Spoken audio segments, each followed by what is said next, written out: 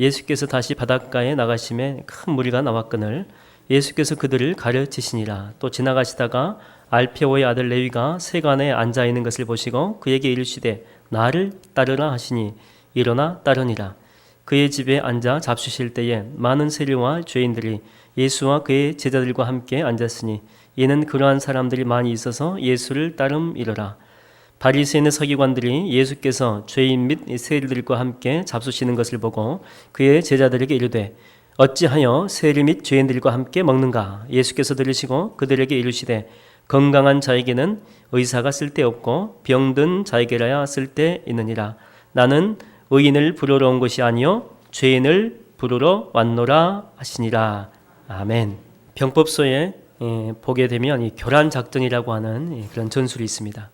적의 힘을 한 곳에 집중하지 못하게 하고 약화시키기 위해서 적을 오늘은 앞으로 쳤다가 또 내일은 앞으로 치겠지라고 예상하게 만들면서 뒤로 가가지고 뒤로 치기도 하고 혹은 내부에서 혼란스럽게 하는 것입니다. 예를 들어서 성을 공격할 때에 한 곳만 공격하게 되면 성 안의 적들도 집중해가지고 한 곳만 방어하겠죠. 그러면 쉽게 뚫리지 않습니다. 그래서 오늘은 이 동쪽을 공격하다가 내일은 또 서쪽으로 향해서 집중 공격을 합니다. 그리고 그 다음 날은 북쪽과 남쪽 이 두 군데에 걸쳐가지고 또 공격하다가 또 오늘은 동쪽에서 군악대가 막 징을 치고 북을 때립니다. 마치 동쪽을 공격할 것처럼. 그러나 주력 부대는 다 서쪽에 있는 것이죠. 동쪽은 이 군악대만 있는 것이고 또 서쪽에 군대가 배치되어서 서쪽을 또 공격하는 것입니다. 그러니까 이렇게 혼란시키는 것이죠. 적들의 힘을 분산시키고 약화시킨 다음에 갑자기 한 곳을 전 병력에 집중시킨다면 성을 쉽게 무너뜨릴 수 있다라고 하는 것입니다. 그러니까 아무리 군대가 많아도 집중하지 않으면 오합지졸됩니다. 근데 이 작은 이 군대라도 집중하게 되면 큰 힘을 발휘할 수 있다라고 하는 것입니다. 우리가 알고 있는 이 알렉산더가 몇만이 안 되는 군대입니다. 이 몇만이 안 되는 이 군대가 페르시아의 그 수십만의 대군을 물리칠 수 있었던 이유는 이 팔랑크스라고 하는 밀집 대형을 썼기 때문에 그런 것입니다. 그러니까 군인들이 200이면 200, 또 500이면 500 다 밀집해가지고 한 손에는 이 방패 있죠. 커다란 방패입니다. 전신을 가릴 수 있는 방패와 또 한 손에는 긴 창입니다. 장창이죠. 그걸 들고 이 고슴도치처럼 만든 것입니다. 그러니까 우리나라의 그 거북선을 생각하면 될 것 같습니다. 또 돌진할 때는 탱크처럼 막 이렇게 밀어붙인 것입니다. 그래서 이 페르시아의 대군이 추풍낙엽처럼 다 떨어져 나가게 된 것입니다. 이런 것을 무엇이라고 하냐면요, 이 집중의 힘, 집중된 힘이다 이렇게 이야기를 합니다. 오늘 이 본문을 보게 되면요, 주님께서 레위를 부르시는 그런 모습이 나오죠. 레위를 부르시는 것은 좋았는데 문제는 레위 집에 가가지고 그들과 함께 만찬을 즐기는 것입니다. 당시의 그 문화적 상황으로 볼 때 절대 훌륭한 유대인은요, 훌륭한 유대인이 아니더라도 일반적인 유대인들도 마찬가지인데 세리들과 이 죄인들과 식탁 교제하지 않습니다. 절대 그들과 함께 어울리지 않습니다. 근데 알만한 분이 식탁 교제를 하니까 이 바리새인들이 공격하는 것입니다. 그 공격의 말이 16절에 질문을 통해 나오죠. 어찌하여 세리 및 죄인들과 함께 먹는가? 단순한 질문이 아니고 공격하기 위한 공격적인 이런 질문입니다. 당시에 이 세리들은요, 유대인들로부터 민족의 반역자라고 손가락질 당하는 존재였고 또 심하면 길거리에서 구타당할 수도 있던 존재들, 아니면 또 극단적인 민족주의자들한테 암살까지 당할 수 있던 존재였습니다. 그만큼 유대인들이 이 세리들을 경멸의 대상으로 바라봤다라고 하는 것이죠. 근데 그들과 함께 교제한다? 그것도 다른 사람이 아니라 예수님이, 주님의 명예가 실추되는 것은 기본이고 심하면 처벌까지 받을 수가 있습니다. 당시에 이 바리새인들은요, 현장 체포권이 있습니다. 현장에서 어떤 것 잘못한 게 있으면요, 바로 체포할 수 있는 권한이 있고 체포한 그들을 현장에서 바로 재판할 수 있는 그런 권한도 있었습니다. 또 어느 정도 합의만 이루어진다면요, 재판하고 나서 그 자리에서 바로 돌로 쳐서 심판까지 할 수 있는 그런 권한까지 가지고 있었습니다. 지금 그들이 한 질문에 적절한 답변이 주어지지 않는다면 바리새인들은요, 그들만의 조치를 취할 수 있는 그런 상황입니다. 위기의 상황이죠. 일촉즉발의 그런 상황입니다. 그때 주님께서 17절 말씀을 하시는데 우리 17절 말씀만 다 같이 한번 읽어보도록 하겠습니다. 시작. 예수께서 들으시고 건강한 자에게는 의사가 쓸데있느니라. 나는 의인을 부르러 온 것이 아니요. 예. 자칫하면 이게 큰 문제거리로 이렇게 번질 수 있었는데 이 말씀 한 절로 쉽게 마무리되는 것을 우리가 볼 수 있습니다. 그들의 분노가요, 이 바리새인들의 분노가 뭐 잠깐이긴 하겠지만은요, 잠재워졌던 것 같습니다. 그리고 잔치도 이렇게 보니까 계속했던 것 같고, 또 우리가 알다시피 레위는 주님의 제자로 부르심을 받게 된 것입니다. 자, 그렇다면 왜 예수님께서 이 한마디 말씀하셨는데 그들이 잠잠하게 되었는가라고 하는 것이죠. 긴 말도 아니고 그냥 짧게 이야기한 것입니다. 그럼에도 불구하고 그들은 다 잠잠해졌다라고 하는 것입니다. 왜냐하면 이 주님의 답변을 보게 되면 듣는 이 바리새인들의 입장에서 한번 생각해 보십시오. 나쁜 말 한 거 절대 아닙니다.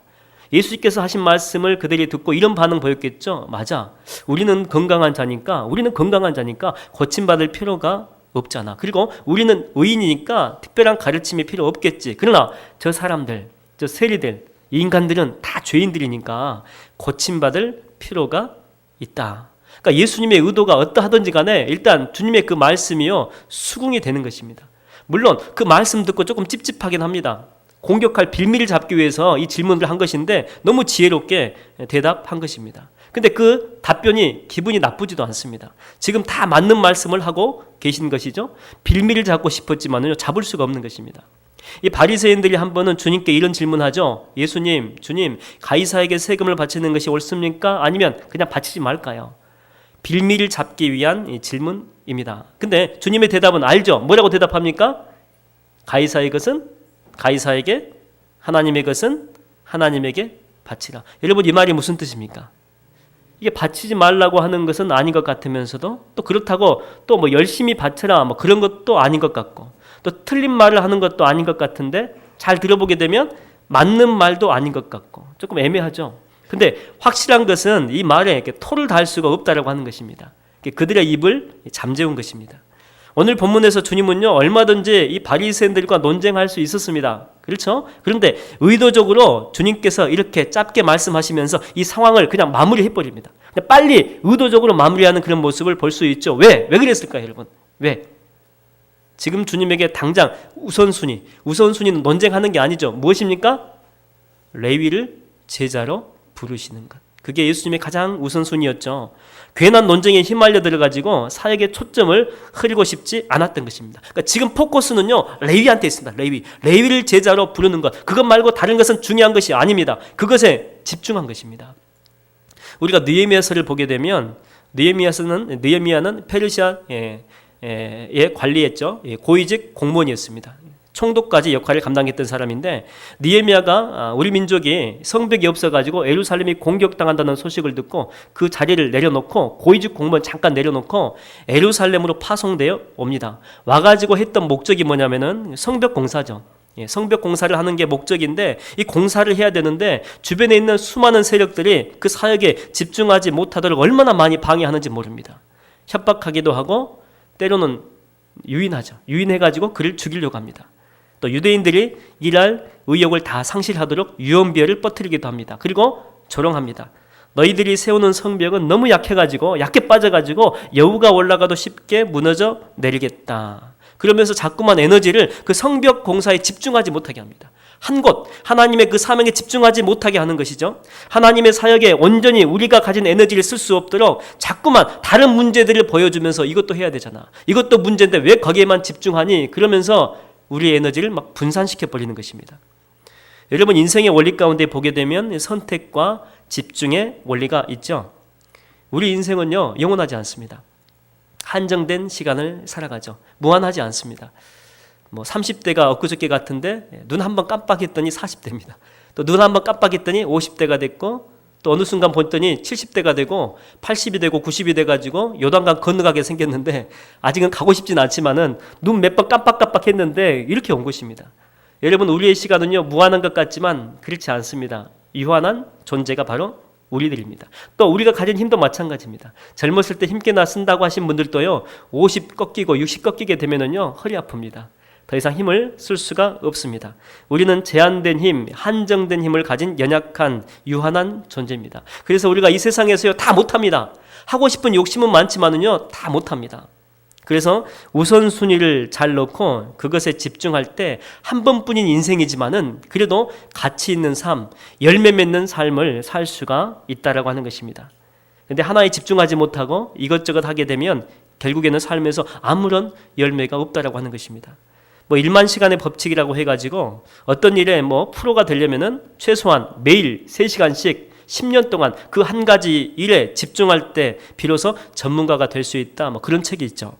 그만큼 우선순위가 중요하다고 하는 것입니다. 중요한 우선순위에 우리의 에너지와 시간을 잘 분배해서 일하는 것이 중요하다고 하는 것이죠. 여러분, 교회도 마찬가지입니다. 여러분, 교회의 최우선 목적이 뭘까요? 교회가 이 상일교회에 세워진 가장 우선순위가 뭡니까? 다른 게 아니고 복음이죠. 복음. 주의 복음을 위해서 이 상일교회가 여기에 세워진 것입니다. 그리고 이 복음을 위해서 이제 여러 가지 해야 될 일들이 교회가 많이 있습니다.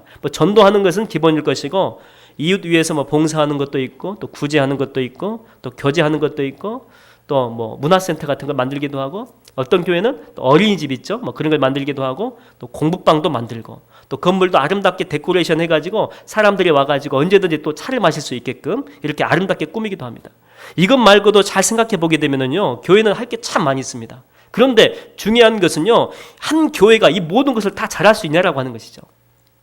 해야 될 일들이 있습니다. 분명히 교회이기 때문에. 그러나 한 교회가 이 모든 것들을 다 프로급 수준으로 잘할 수 있느냐? 할 수는 있습니다. 할 수는. 그러나 다 잘할 수는 없습니다. 다 잘하려고 하면은요, 아무것도 못합니다. 여러분, 한국 교회를 이끌어 간다라고 하는 알만한 교회 있죠. 이름 되면은요, 그 교회 이름 되면 그 교회는 떠오르는 이미지가 있습니다. 그거지, 바로 그거다. 가까운 교회도 어떤 교회 딱 이름 되면은요, 그 교회는 새벽기도지.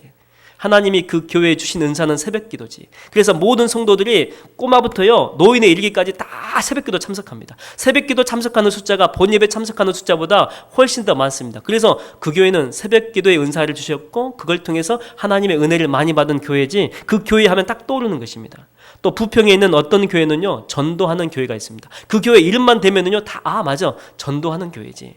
전도를 통해서 하나님께서 부흥시켜 주셨지. 그 교회 가면은요, 아무튼 어린 꼬맹이부터 늙어 죽기 바로 일보 직전에 노인들까지 전부 다 입에 전도 다 이렇게 전도가 입에 다 붙어 있는 것입니다.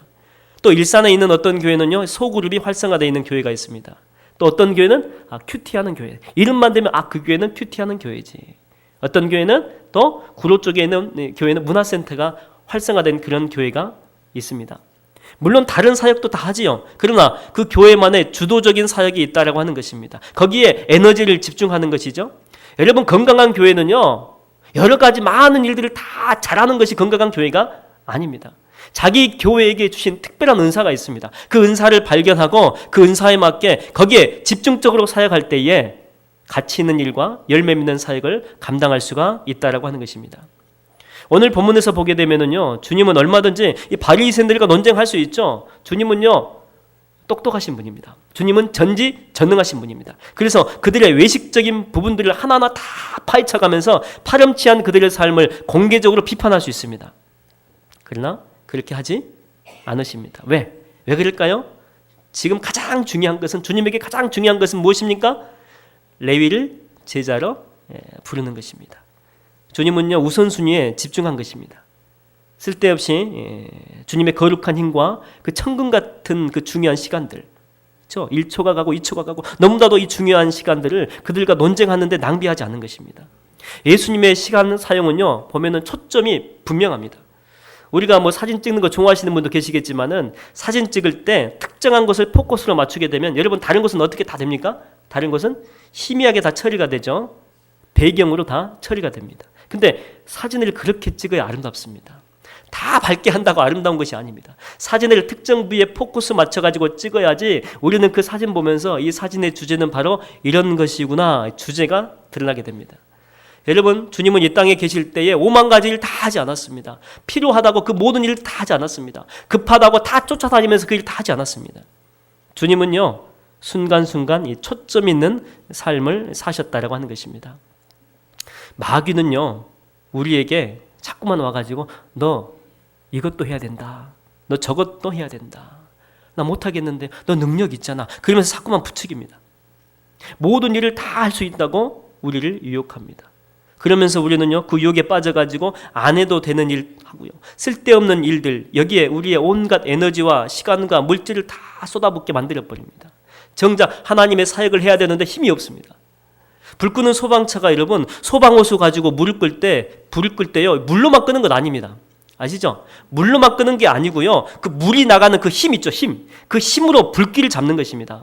근데 중간에, 호수 중간에 이 구멍이 몇 개 다 뚫려버리게 되면은요 수압이 약해지겠죠. 그래서 이런 집중된 강한 힘이 없어버리는 것입니다. 오늘날 이 사탄 마귀는 우리 현대 그리스도인들 보고 별로 두려워하지 않습니다. 무서워하지 않습니다. 아무리 많이 모여도 그냥 웃습니다. 왜냐하면 일은 많이 합니다. 열심히 합니다. 그런데 일은 하기는 하되 집중력이 없기 때문에, 집중력이.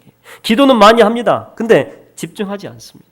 집중하지 않기 때문에 하나님과 소통이 안 되고 겉으로만 기도하는 것입니다. 입술로만 열심히 통성으로 뭔가를 하는 것 같은데 내 기도가 하나님과 연결이 안 됩니다. 소통이 안 됩니다. 소통이 안 되기 때문에 위로부터 부어주시는 능력이 없습니다. 사탄아 물러가라 그러면은요 사탄이 처음에는 놀랍니다. 자빠집니다. 그런데 가만히 보니까 이게 손펀치. 이게 강펀치인 줄 알았거든요. 옛날에는 강했습니다. 그래서 사탄이 놀래가지고 하늘로부터 뭐 진동이 올 줄 알고 하늘로부터 천군 천사가 올 줄 알았는데 아무런 일도 일어나지 않습니다. 맞아도 하나도 아프지 않습니다. 그냥 웃어버립니다. 경건의 모양은 있으나 경건의 능력은 없는 것입니다. 말씀을 많이 보는데 집중하지 않습니다. 성령님의 그 주시는 그 마음이 있습니다. 그 마음으로 말씀을 봐야 되는데 그게 안 됩니다. 하나님 말씀은 혼과 영과 관절과 골수를 찔러 쪼개는 말씀이라고 알고 있습니다. 그런데 내게는요 아무런 그런 일도 일어나지 않습니다. 아무런 감동이 없습니다. 은혜가 없습니다. 세상에 살아계신 하나님의 말씀을 내가 읽는데 기적이 없습니다. 기적이. 역사가 없습니다. 내 마음 가운데 평강이 없습니다. 아무것도 염려하지 말고 다만 모든 일에 기도와 간구로 너희 구할 것을 감사함으로 하나님께 아뢰라. 그러면 모든 지각에 뛰어난 하나님의 평강이 있다고 성경에는 기록이 되어 있습니다. 그러나 읽어도 내 안에는 평강의 역사와 평강의 기적은 일어나지 않습니다. 예배를 수만 명이 모여서 드려도요 마귀는요 그냥 비웃습니다. 왜냐하면 성도들이 예배 집중 안 합니다. 다 집중 안 합니다. 정말 하나님을 사모하는 마음으로 예배당에 오지 않습니다.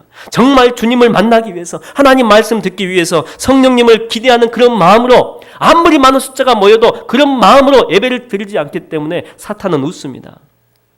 그래서 여러분 이 시대는요 그 어느 시대보다 예배가 많은 시대죠. 인터넷 보면은요 설교가 넘쳐납니다. 그러나 문제는 뭐냐? 능력이 없습니다. 능력이. 아무리 많은 예배를 드려도 그 속에 파워가 없습니다. 그래서 사람이 변화되지 않는 것입니다. 여러분 치유함도 일어나지 않습니다. 하나님 만나는 귀한 시간인데 간절함을 가지고 왔는데 왜 우리 가운데는 치유의 역사가 일어나지 않습니까? 여러분 예배는요 여러분의 그런 간절한 마음들, 정말 주님을 만나보고 싶은 간절한 마음과 주님의 만나주심, 하나님은 우리를 실망시키지 않거든요. 하나님의 은혜, 이 두 개가 만나는 것이 여러분 이게 예배입니다. 정말 하나님이 이 시간에 나를 꼭 만나주실 거야. 내 안에는 이런 예배를 통해서 간절함의 소원이 있는데 꼭 주님께서 들어주실 거야. 이런 간절한 마음과 성령 하나님의 만나주심, 이 두 개가 부딪혀가지고 인카운트가 돼가지고 불꽃이 일어나가지고 회복이 돼야 되는데 이런 기적 사건들이 이게 상식이 돼야 되는데 이게 다 사라져버렸다는 것입니다. 먼 옛날의 이야기고 성경에만 나오는, 역사책에만 나오는 일들이 되어버린 것입니다. 여러분 앞으로 기도할 때 한번 집중해서 한번 해보십시오. 그냥 기도하지 마시고 그리스도의 십자가에 집중해서 주의 음성이 들릴 때까지 한번 해보십시오. 말씀을 보더라도 여러분이 그 말씀 속으로 들어갈 때까지, 살아계신 그 말씀 현장 속으로, 내가 베드로가 되어가지고 주님의 나를 찾아오십니다. 베드로야 베드로야 네가 나를 사랑하느냐. 그 현장 속으로 내가 들어가는 것입니다. 그 주의 음성이 베드로한테 하는 음성이 아니고요 나한테 하는 음성입니다. 나한테 하는. 그 속에 들어갈 때까지 말씀을 묵상하고 한번 그 말씀을 묵상해 보십시오. 찬양할 때도 마찬가지입니다. 단 한 절을 찬양하더라도 내 입술이 찬양하는 것이 아니고 내 마음과 내 영혼이 찬양할 때까지, 찬양하라 내 영혼아, 찬양하라 내 영혼아, 내 영혼이 막 찬양할 때까지 여러분 거기까지 한번 가보십시오. 그렇게만 된다면 우리의 신앙은요 다시 불꽃같이 타오를 것입니다. 저는 여러분의 기도를 마귀가 두려워하게 되길 바랍니다. 오늘 우리가 예배할 때에 성령의 역사가 여러분을 붙들고 있는 악한 사탄 마귀를 몰아낼 줄로 믿습니다. 할렐루야. 이 레위는요, 이 본문에 나와 있는 이 레위는 나중에 우리가 알다시피 마태복음을 기록한 제자입니다. 그에게는 탁월한 이 정보 수집력이 있었고 또 수집한 정보를 잘 처리할 수 있는 정보 처리 능력이 있습니다. 그리고 설득력도 있었고 문장의 힘이 있습니다. 그리고 열심도 있었던 것입니다. 그렇기 때문에 하나님의 복음서인 이 마태복음을 기록할 수 있었던 것입니다. 그런데 그는 지금까지 주님을 만나기 전까지 그는 그 열심을 어디에 사용했느냐? 오로지 유혹을 얻어먹든지 말든지 간에 돈입니다. 돈. 이 물질이라고 하는 것, 이것에 집중하면서 살았던 것입니다. 여러분, 집중하는 삶이 대단히 중요합니다. 그러나 더 중요한 게 뭐냐? 무엇에 집중하느냐? 이 집중하는 그 대상이 훨씬 더 중요합니다. 우리들의 열심이요, 잘못된 것을 향해 집중되어 있다면 열심히 있기 때문에 열심히는 살 것입니다. 열심히 살기 때문에 뭔가 열매는 있겠죠? 그러나 열심의 방향이 잘못된다면은 아마 인생 다 살고 난 다음에 이 전도자의 고백을 하게 될 것 같습니다. 헛되고 헛되며 헛되고 헛되니 모든 것이 헛되도다. 해 아래에서 수고하는 모든 수고가 사람에게 무엇이 유익한가? 우리 모든 사람들은요, 방향이 잘못되어 있다면 똑같습니다. 다 이런 고백을 하게 될 것입니다. 여러분, 사도 바울 보십시오. 그만큼 열정 있는 사람이 어디 있습니까? 빌립보서를 보게 되면 사도 바울은요, 자기 자신에 대해서 이렇게 소개하고 있습니다. 나는 8일 만에 할례 받고 이스라엘 족속이고 베냐민 지파고, 베냐민 지파는 이스라엘의 초대 왕을 낸 지파죠. 나 왕 낸 지파의 거기에 후손이다. 히브리인 중에 히브리인이고 율법으로는 나 바리새인이다. 열심으로는 교회를 박해하고 그 다음에 또 가장 중요한 말 하고 있습니다. 그게 뭐냐? 율법의 의로는 나는 전혀 흠이 없는 그런 사람이다.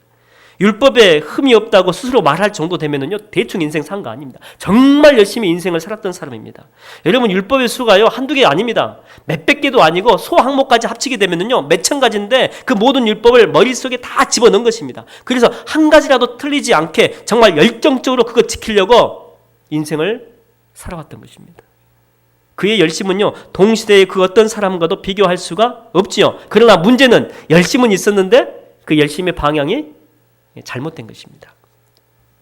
여러분, 에버랜드에 가보게 되면은요, 가보셨습니까? 스키 썰매가 있습니다. 한 겨울에 가면 그 타면은 정말 재밌는데 그 길이가요, 상당히 이렇게 깁니다. 쭉 타고 내려오는데. 근데 저도 그걸 옛날에 한번 타봤는데 그거 타고 이렇게 씩 내려오는데 얼마나 아찔한지.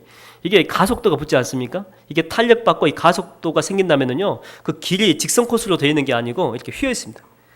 코스가 이렇게 휘어 있거든요.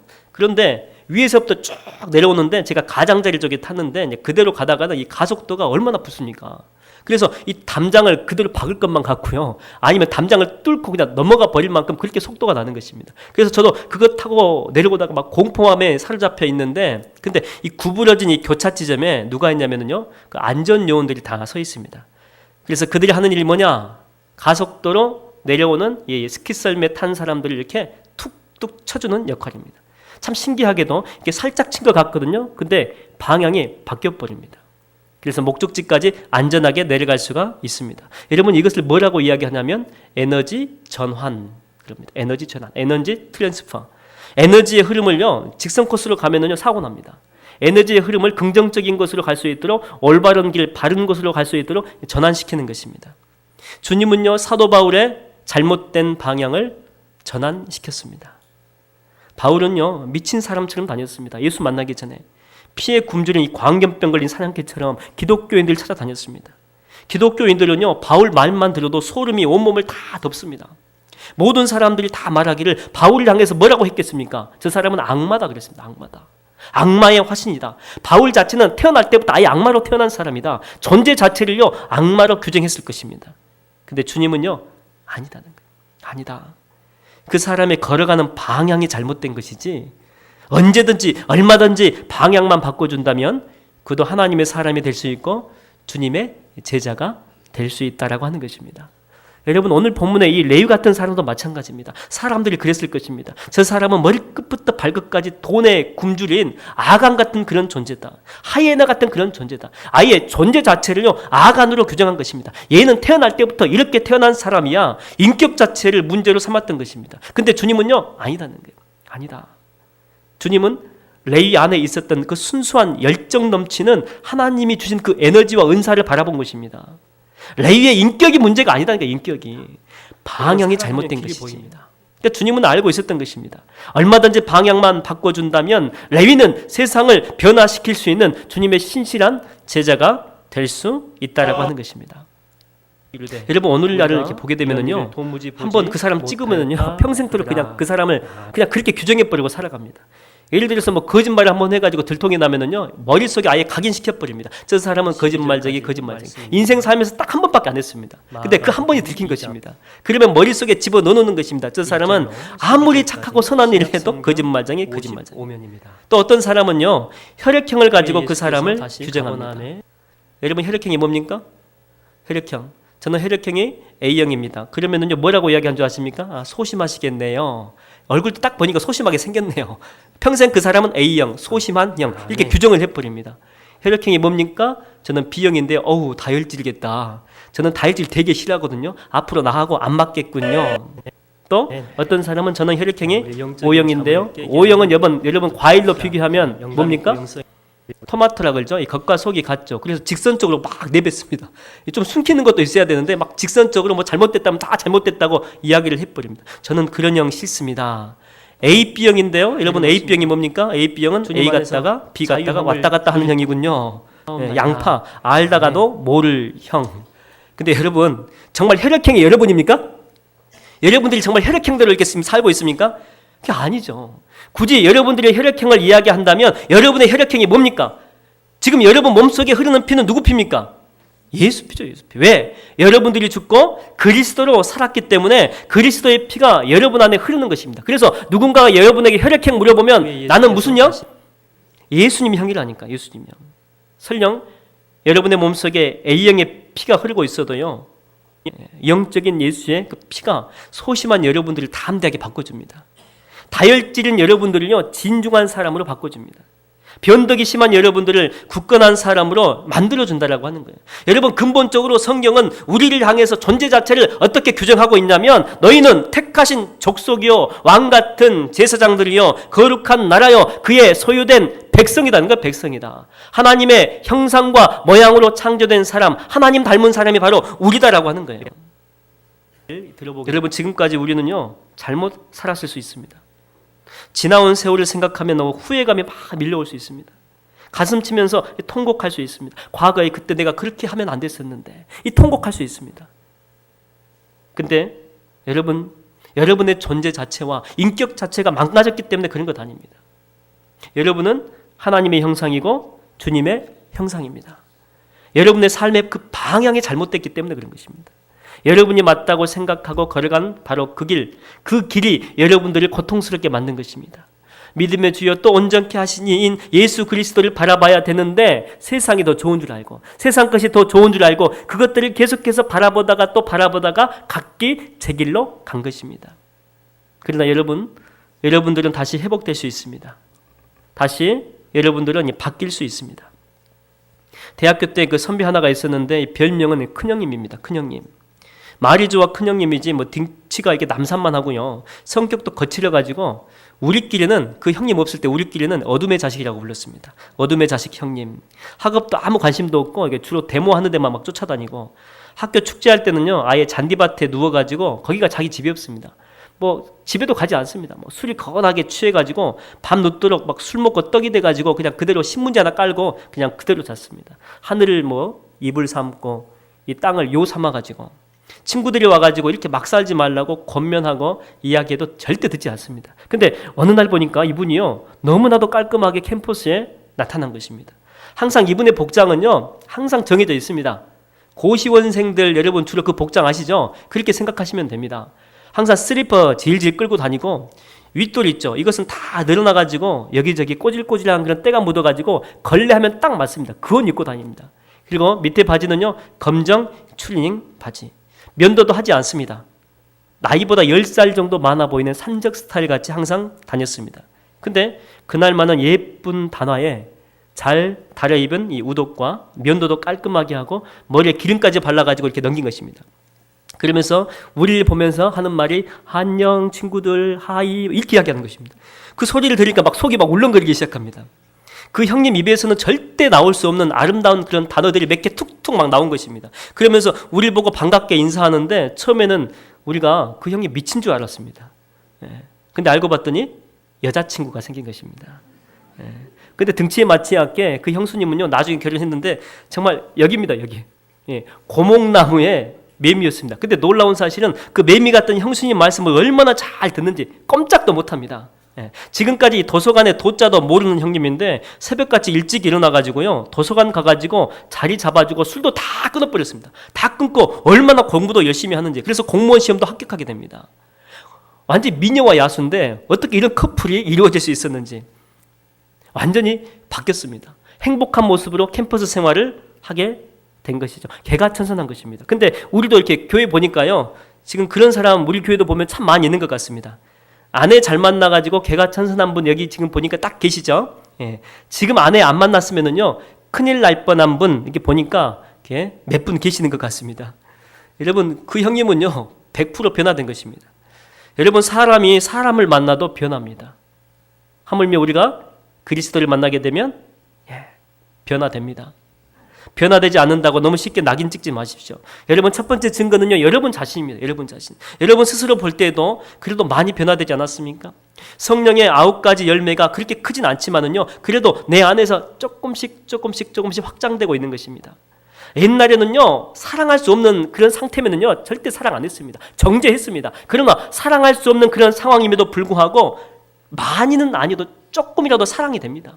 옛날 같으면 생각하지 못할 일입니다. 조금씩 포용이 됩니다. 조금이지만은요, 그래도 용서가 됩니다. 내가 바뀐 것입니다. 희락, 기뻐할 수 없는 상황이지만은요, 죽고 싶은 상황이지만은요, 그래도 내 안에 주님 때문에 조금이라도 희망이 생긴 것입니다. 내 안에 기쁨이 생긴 것입니다. 여러분, 그리스도를 만나게 되면 사람이 바뀌고 변화됩니다. 암탉이 달걀을 품게 되면은요, 전혀 다른 존재가 그 속에서 부화하듯이, 또 이 땅이 씨를 품게 되면은 전혀 새로운 존재가 이 싹을 틔우면서 자라듯이, 그리스도가 우리를 품게 되면은 우리는 전혀 새로운 존재가 됩니다. 누구든지 그리스도 예수 안에 있으면 새로운 피조물이라. 이전 것은 지나갔으니 보라 새 것이 되었도다. 저는 정말 여러분들이 그리스도를 정말 만나게 되기를 주의 이름으로 축원드립니다. 우리가 그리스도를 만나기 전에는 우리의 삶의 방향을 우리가 스스로 결정하고 살았습니다. 주도권이 나한테 있었습니다. 그러다 보니까 항상 이 진흙탕길이었고 낭떠러지였습니다. 탕자처럼 나는 올바른 방향으로 가고 있다라고 생각했지만은요, 결국 나에게 주어진 열매는요, 돼지가 먹는 그런 쥐염 열매뿐이었습니다. 여러분이 경험해봐가지고 다 알지 않습니까? 여러분의 인생의 주도권을 주님께 내어 드리십시오. 수많은 이 갈래길에서 고민하고 계십니까? 선택의 기로에서 어떤 방향으로 갈지 갈등하십시오. 주님께 맡기십시오. 그 스키 썰매의 그 안전 요원처럼요, 우리가 주님께 다 맡긴다면은 주님은요, 결정적일 때 우리를 이렇게 툭툭 쳐서 올바른 길로, 선한 길로 인도하실 것입니다.